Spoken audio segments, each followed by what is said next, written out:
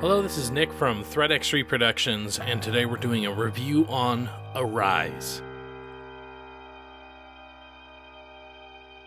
When I started Arise, A Simple Story, I suspected from the trailer that I would be getting a beautiful, artistic 3D platformer. A nice little indie game that I could just kind of plow through really fast and enjoy. And that is certainly what I got.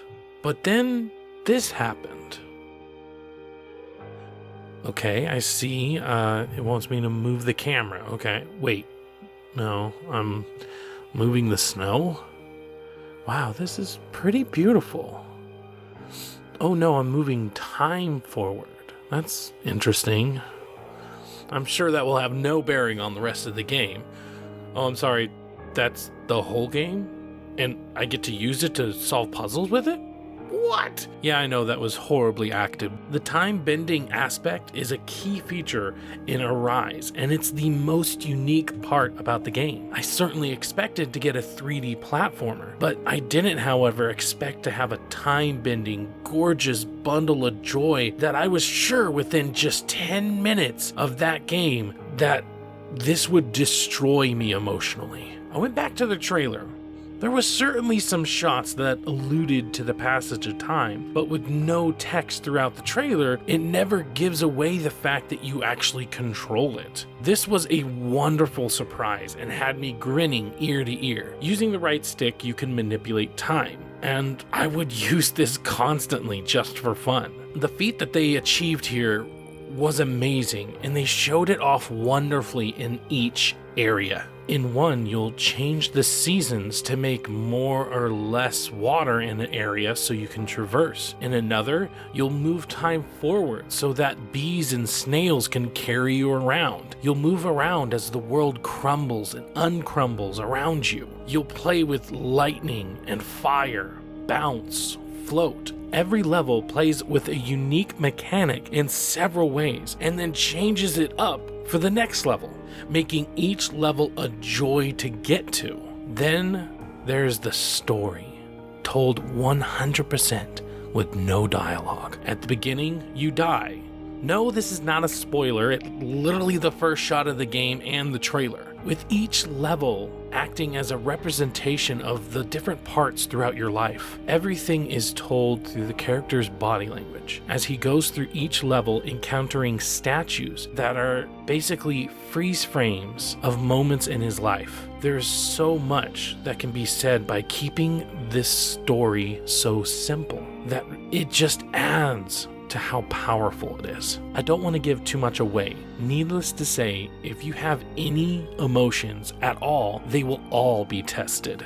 This game is wonderful, and the meticulous planning that each stage had to go through to make use of the rewinding and fast-forwarding time. Every angle, every possible outcome. If you enjoy artistic narrative and unique mechanics, then you will love this game, and it is certainly worth a playthrough, and I highly recommend it. However, even though the game is a good playthrough and a joy to play, it can at times lack in the platforming department, and considering that this is a key component of the game, it's definitely worth mentioning.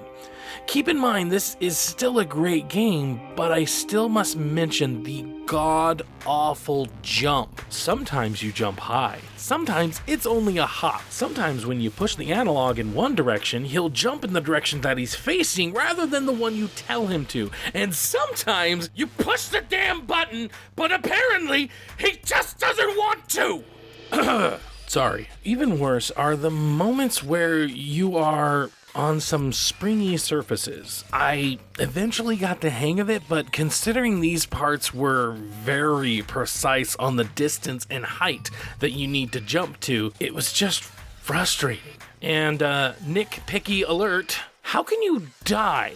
You're already dead. When controlling time, why can't I just rewind my mistake and try again? Granted, when you're controlling time, you're not controlling yourself. You are, untouched by the time manipulation. So I guess it's just, instead, there's just areas that you have to completely redo because only when you touch a particular surface does it autosave. So it just would have been nice to see them do something interesting with the fact that you're already dead and therefore can't die. None of this breaks the game or even makes it less of a recommendation, but it turns an otherwise perfectly executed game into a frustrating one at times. It's one thing to die in a game because you screwed up and you know what, I can do that differently next time. It's completely different when the death feels cheap. All in all, as I said before, the way it tells its narrative and the unique levels, this game is masterfully crafted, and I think anyone would enjoy it. This is definitely one of my top games of the year. Granted, yes, I just finished it, so it's fresh in my mind, but the impact that this will have is definitely there. So I definitely think this is worth a day one purchase.